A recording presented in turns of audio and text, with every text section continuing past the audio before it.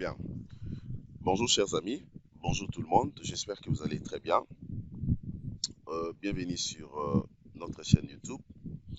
Nous allons enchaîner le même projet sur le pack complet. Le bâtiment est R plus un immeuble d'habitation, R plus 7.2.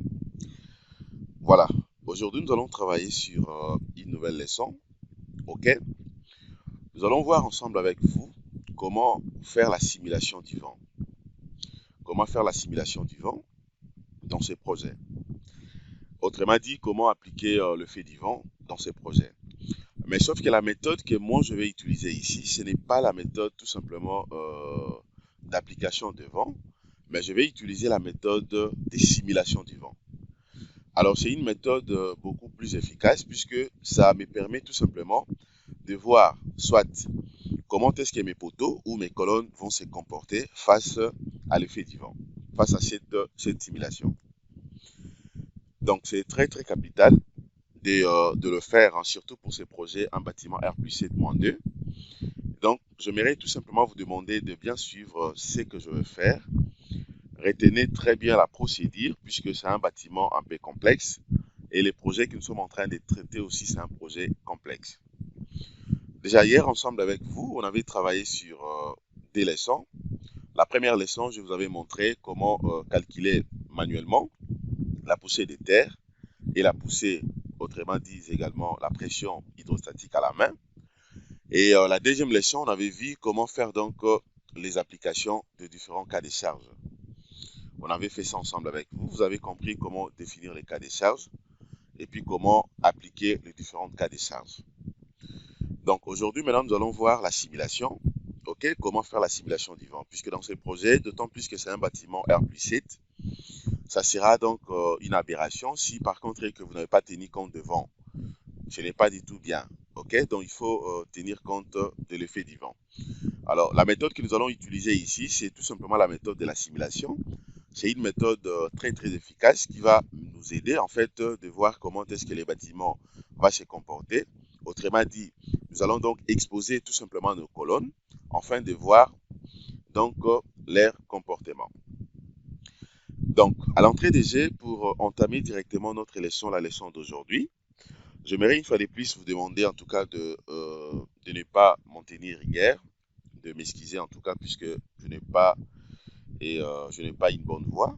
Ok, je suis encore grippé, mais je me suis dit comme je suis pensionné de l'enseignement, donc je suis obligé quand même de mettre à votre disposition ma connaissance, donc d'achever ou d'enchaîner en fait ces projets, puisque dès qu'on termine c'est pas complet, ok, du béton armé, bien sûr, de ces projets R plus 7-D, nous allons entamer un autre pas complet. Là, ça sera, je crois, un projet d'une piscine que nous allons débiter vraiment et des A à Z, ou carrément on va prendre un autre projet également.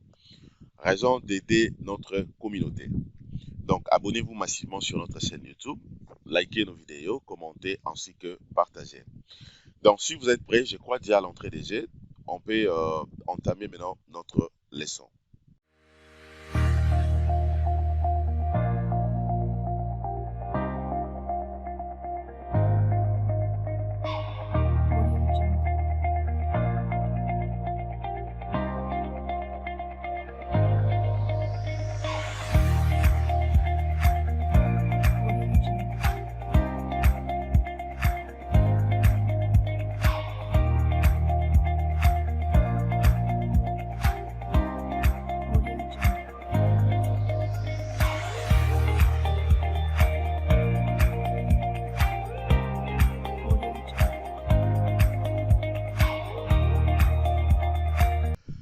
Hello les amis, voilà, je l'ai dit déjà au début dans mon introduction sur ce que nous allons faire dans cette leçon.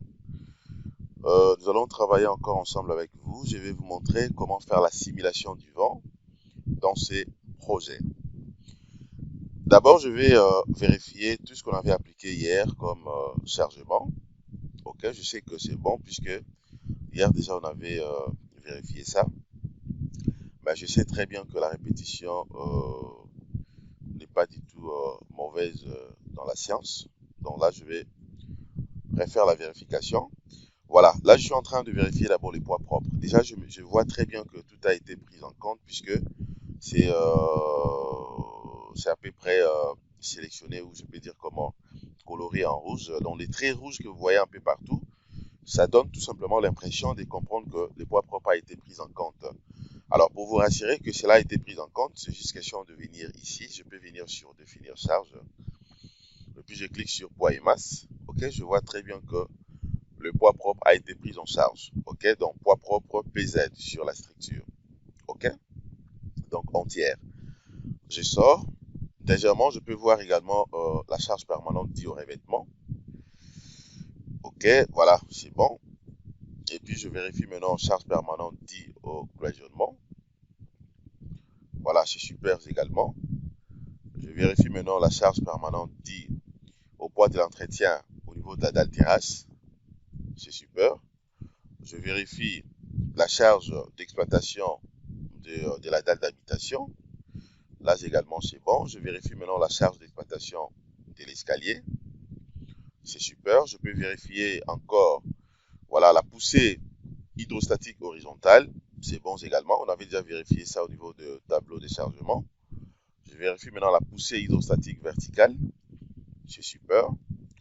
Je peux voir maintenant la poussée des terres sous-sol. Aussi, c'est bon.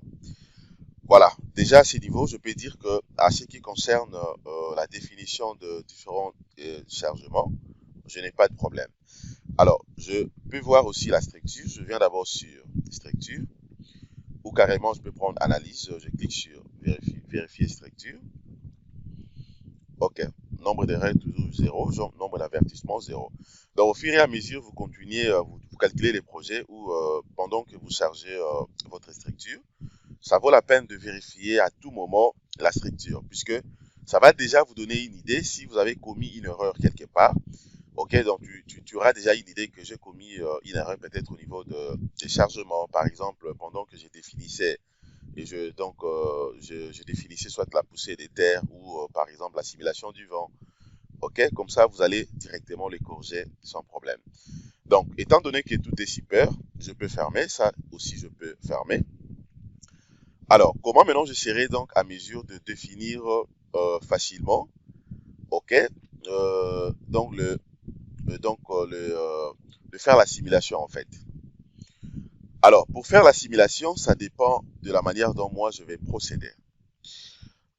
Pour faire la simulation, je peux soit rentrer d'abord au niveau de cas de charge, j'ai défini, ok, j'ai défini en amont, soit les cas de charge dits au vent, ok, ou également je peux le faire à partir d'ici. Mais regardez la procédure que moi je vais utiliser ici. Je vais faire ceci. Je peux soit venir d'abord là, je viens sur cas de charge, je clique sur cas de charge,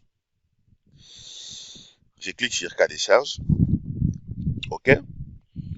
Je vérifie d'abord la disposition de ce que j'ai ici. Euh, tout est là, donc voilà, donc tout est là, tout est là. Voilà, j'ai tous les éléments nécessaires ici. Alors, ce qui m'importe, je vais faire ceci. Donc, je vais d'abord définir un autre cas de charge. OK? Je vais d'abord définir un autre cas de charge que je vais appeler ça peut-être simulation du vent. Donc, pour ce faire, c'est simple. Je viens là, je vais insérer d'abord les noms. J'insère les noms. Je peux écrire simulation du vent. Simulation du vent. OK? Et puis maintenant, j'ajoute. Dès que j'ajoute, voilà. Je peux maintenant fermer. Je ferme. Je viens là, je vais prendre seulement les noms. Pourquoi j'ai pris les noms? J'ai pris les noms pour me permettre à ce que je puisse exploiter mes facettes facilement sans pourtant être dépendant soit des poussées de terre ou poussées hydrostatiques ainsi que d'autres types de charges. Ok, raison pour laquelle j'ai inséré. donc le nom de simulation du vent. Mais en réalité, je peux ou à ne pas insérer ça. J'aurai seulement la même chose. Je sais ce que moi je vais faire. Ok? Je crois que là c'est clair. Alors, maintenant, je vais faire quoi ici?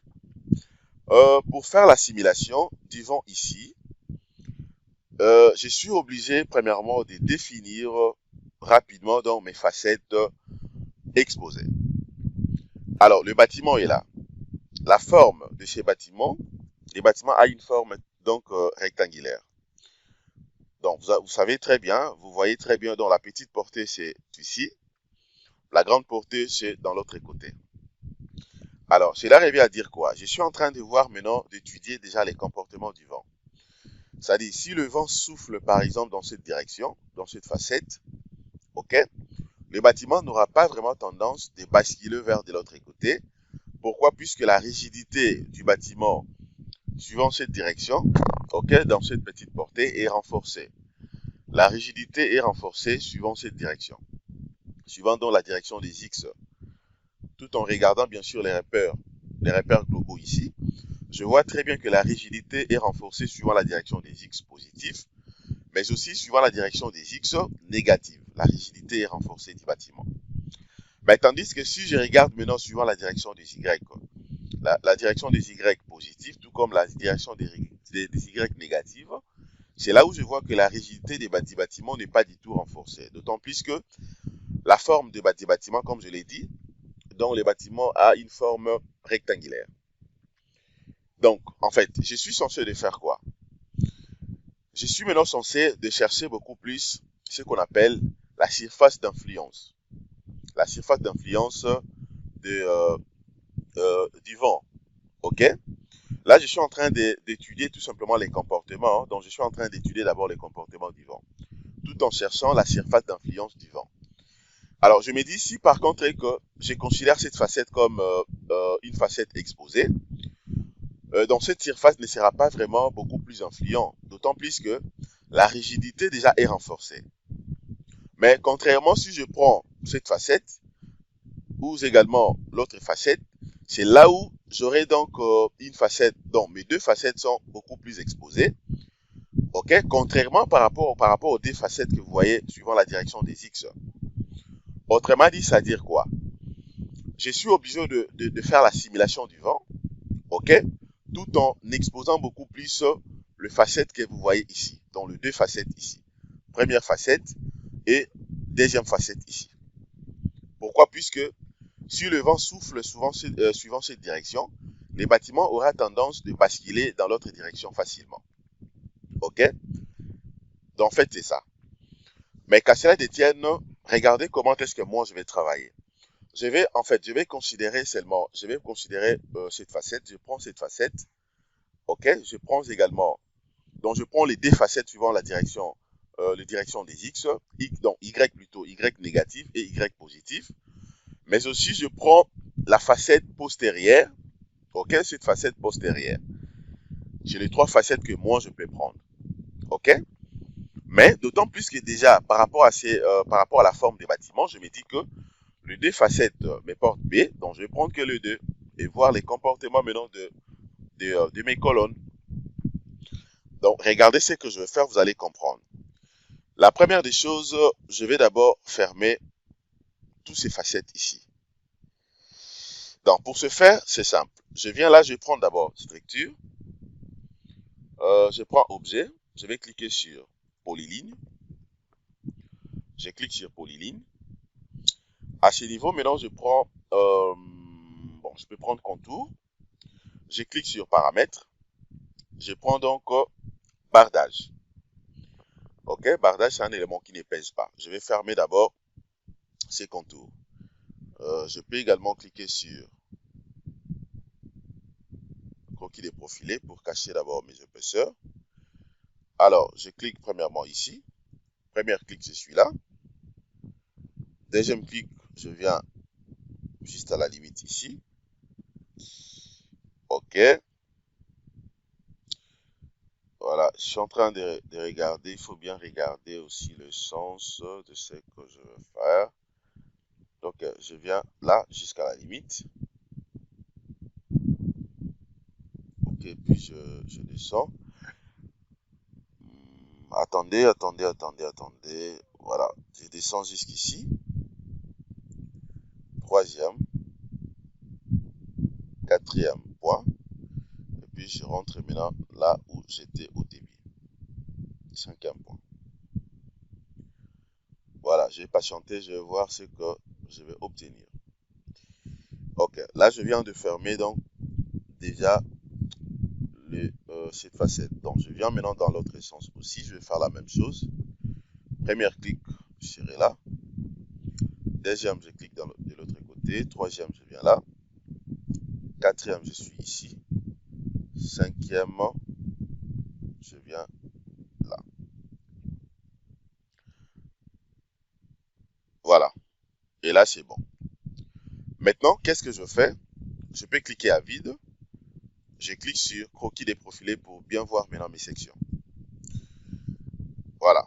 J'aimerais quand même que vous puissiez comprendre ce que je suis en train de faire ici. Pourquoi je n'ai pas voulu fermer la partie enterrée ici? C'est comme vous le savez très bien. Ici, je suis dans les sous-sols. Ok, si je prends même la poussière des terres, vous allez voir que ici, là, je suis dans les sous-sols. Dans les sous-sols dont le vent ne peut pas arriver dans le sous-sol. Puisque là, j'ai déjà appliqué dans la poussière des terres. Raison pour laquelle je ne peux pas mettre les bardages dans les sous-sols. Donc, je viens là. Je prends simulation du vent. Alors, j'aimerais quand même que vous puissiez comprendre très bien ce que je suis en train de faire, mes chers amis. Je n'ai pas dit que dans cette direction, le vent ne va pas souffler. Ce n'est pas ce que je dis. Je n'ai pas non plus dit que dans l'autre sens, c'est-à-dire suivant la direction X positive et X négative, le vent ne va pas souffler. Non.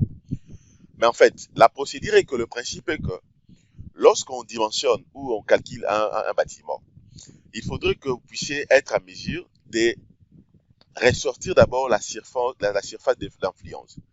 La surface d'influence, c'est quoi? C'est donc la zone ou la facette la plus exposée. En fait, c'est ça, la facette la plus exposée. Alors, ça dépend. Tout est fonction beaucoup plus du bâtiment. Si par contre que je calcule un bâtiment qui a la forme carrée ou bien un bâtiment circulaire, les comportements ne sera pas le même chose. Ne sera pas la même chose en fait. Vous voyez, donc les comportements des bâtiments sera différent en fait. Vous voyez? Mais tandis que par rapport à ces genres de projets, les projets que moi je suis en train de calculer, déjà je vois là, il dit que la forme est donc rectangulaire et dans l'autre sens, la rigidité du bâtiment est tellement renforcée jusqu'à tel point que même si les vents soufflent comme ça, même si les vents soufflent, le bâtiment n'aura pas vraiment tendance de basculer vers de l'autre côté. Ok? Déjà, les deux facettes tombent. Les deux facettes tombent, puisqu'en réalité, ce ne sont pas des facettes dont le plus exposé. Donc, ne perdez pas le temps d'utiliser, de choisir donc les deux facettes ici. Raison pour laquelle j'ai pris que les deux facettes beaucoup plus exposées. Donc, aussitôt que je fais ça, maintenant je suis censé de faire ceci. Là maintenant, je vais sélectionner d'abord tous mes colonnes. Je vais sélectionner tous mes colonnes. J'aimerais également vous expliquer un truc ici. Généralement, vous allez remarquer que dans plusieurs vidéos, vous pouvez voir, déjà j'ai expliqué les deux méthodes en fait. Si vous regardez bien sur mes deux chaînes YouTube, vous allez voir que j'ai expliqué les deux méthodes. Il y a d'autres confrères ou d'autres ingénieurs aussi appliquent, pendant qu'ils font la simulation du vent, ils exposent beaucoup plus les bardages au lieu d'exposer les colonnes. Ils exposent les bardages au lieu d'exposer les colonnes.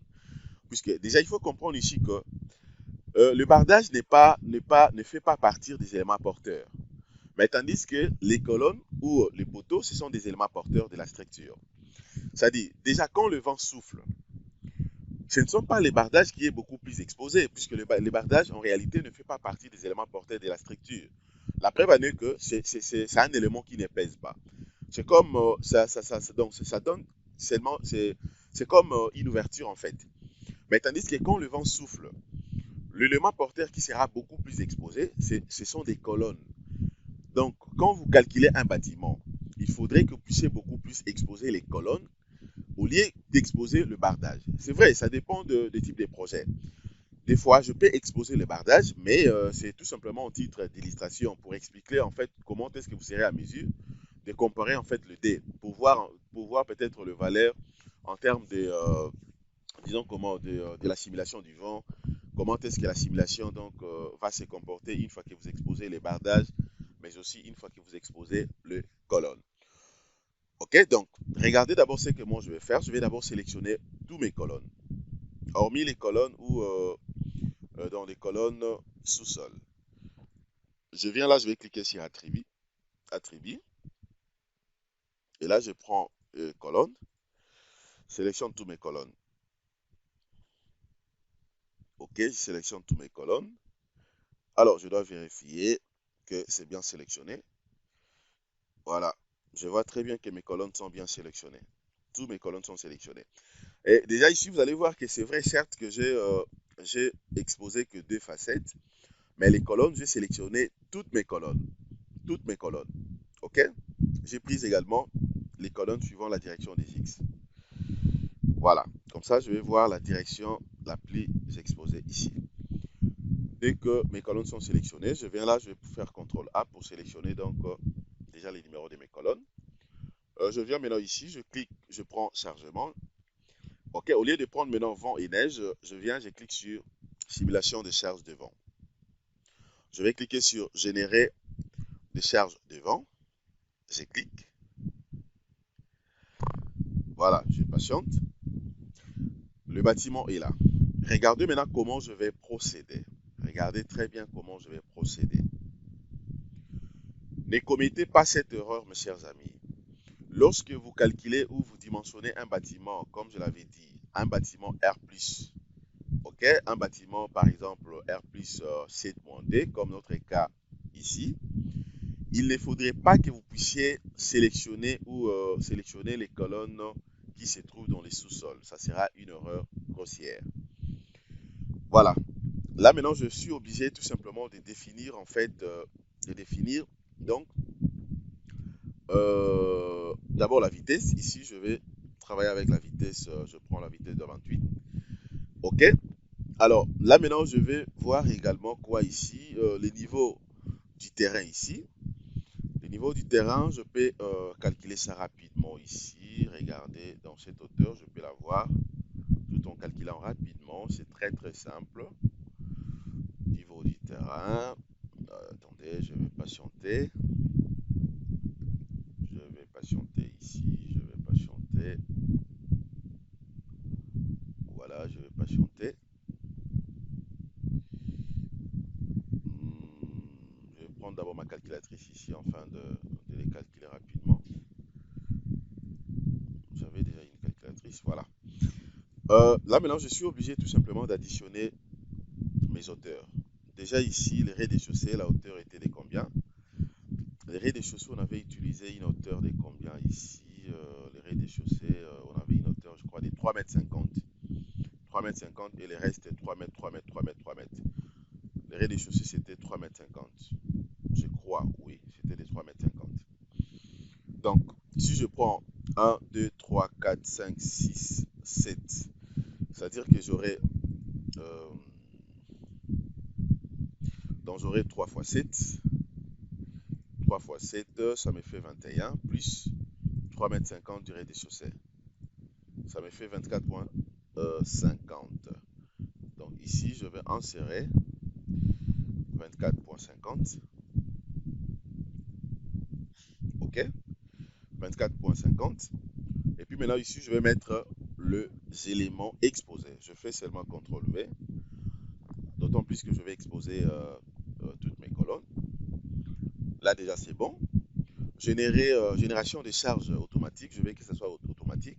Générer les charges lorsque la variation de pression est inférieure à 0,50. Je laisse comme ça, c'est bon pour moi. Alors, maintenant, je viens au niveau de la direction. À ce qui concerne la direction, c'est vrai que moi, j'ai exposé 2 facettes, mais je ne sais pas en réalité quelle est la direction la plus défavorable. Ça peut être peut-être incliné, ça peut être suivant la direction un angle de 180 degrés, un angle de 90 degrés, de 125 degrés, ainsi de suite. Alors, pour dimensionner, pour avoir beaucoup plus la précision, je vais donc considérer que toutes les directions. Donc, je prends toutes les directions. Une fois que la simulation sera donc terminée complètement, je viendrai maintenant vérifier direction par direction quelle est la direction la plus exposée, la plus défavorable. Alors, je pourrais faire ma combinaison à partir de cette direction-là. Je viens maintenant sur profiler du vent. Profiler du vent ici, là, je n'ai pas de problème. Profiler du vent, je n'ai pas de problème là. Donc, je vais quand même me rassurer par rapport à la hauteur ici, les niveaux du terrain. Je dois d'abord voir si réellement la hauteur sous plancher, j'ai l'impression que c'était des 4 mètres. Voilà, vous avez raison. Donc la hauteur sous plancher rez-de-chaussée est des 4 mètres. OK? Et non de 3,50 m, c'était des 4 mètres. Mais le reste est là, 3 mètres, c'est bon. Donc, c'est-à-dire qu'ici, en réalité, ça va faire donc 2,40 m plus 0,50. Donc, ça fera, je crois, 25. Voilà, 25. OK, je dois corriger ça ici. C'est donc 25 mètres. OK, là, c'est bon. De l'autre côté, je laisse comme ça, il n'y a pas de problème. Je n'ai pas de problème là-dessus. Eh bien, je peux que démarrer maintenant. Je démarre, je clique sur démarrer. Et puis, je vais patienter. Certes, ça va prendre un peu beaucoup de temps, mais je patiente. Regardez tout simplement les comportements du vent dans ce projet pendant que la simulation se démarre. Let's go.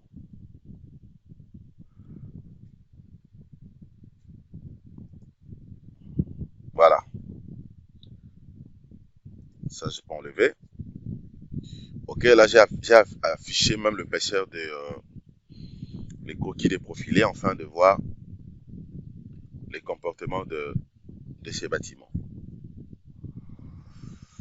Voilà, regardez tout simplement les couleurs comment est-ce que la couleur des colonnes change ou varie ici.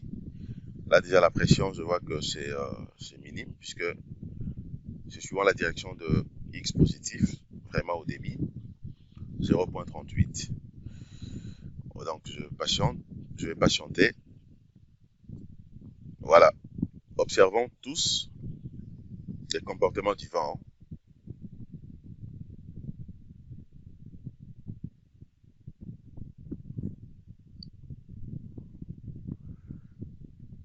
Ok, je vais patienter.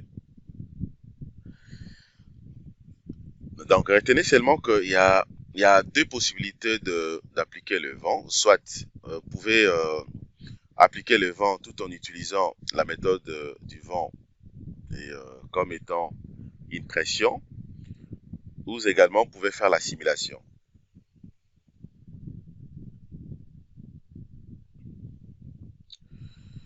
Voilà, je vais patienter. Je continue à patienter le temps que la simulation arrive au bon port. Et moi, je patiente. Je peux dézoomer pour bien voir l'essence. Voilà, c'est d'abord dans l'autre direction. Regardez, c'est ça. C'est dans l'autre direction. Raison pour laquelle vous voyez que la pression est tellement faible. Ici, la pression elle est vraiment faible, 0,38. Puisque là, c'est suivant la direction des X, hein, donc X positif. C'est suivant la direction des X positifs. OK? Puisque la direction des X positifs est X négative, la rigidité du bâtiment est renforcée. Donc, raison pour laquelle vous voyez que la valeur est presque nulle. 0,38, 0,30, 0,23, ainsi de suite. OK. Et même la couleur de mes colonnes, les colonnes ne sont pas beaucoup plus exposées puisque la couleur ici, c'est en bleu. Mais dès que vous voyez c'est rouge, c'est là où vous aurez donc de plus grandes valeurs. Voilà, je vais patienter.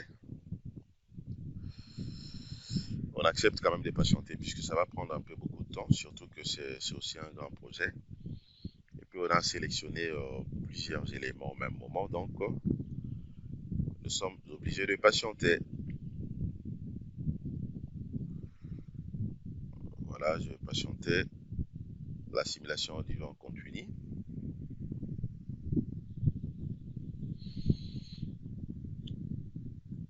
Voilà. Mais en attendant, je vais également vous montrer quelques éléments ici. Voilà, donc vous avez compris que je n'ai pas utilisé cet onglet, hein, je n'ai pas pris vent et neige, puisque j'ai utilisé la méthode de la simulation de charge, simulation du vent. Voilà, on attend. Je suis au niveau de la simulation suivant la direction des X, hein, comme je l'ai dit, X positif. Ok, donc c'est pas encore fini. Je patiente encore.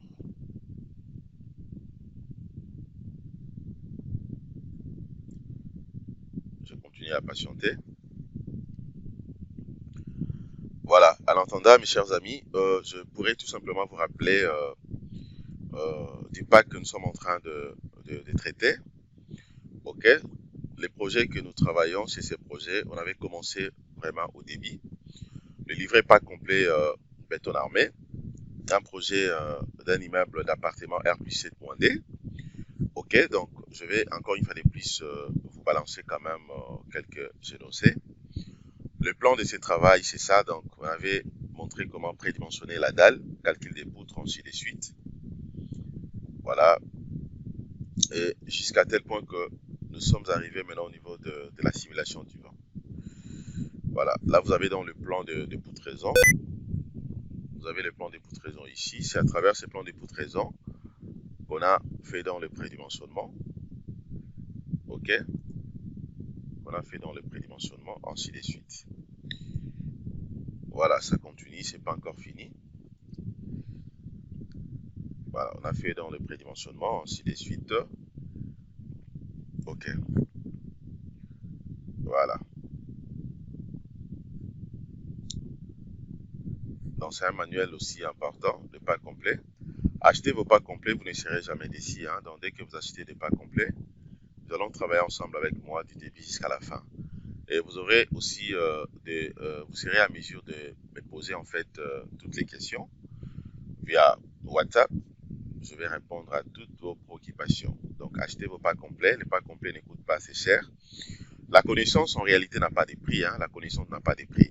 Ok, surtout dans notre domaine, c'est un domaine du génie civil, comme vous le savez.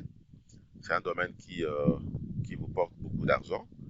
Alors, si et seulement si que vous avez donc des doutes pour dépenser afin d'avoir de la connaissance, sincèrement, je suis très déçu.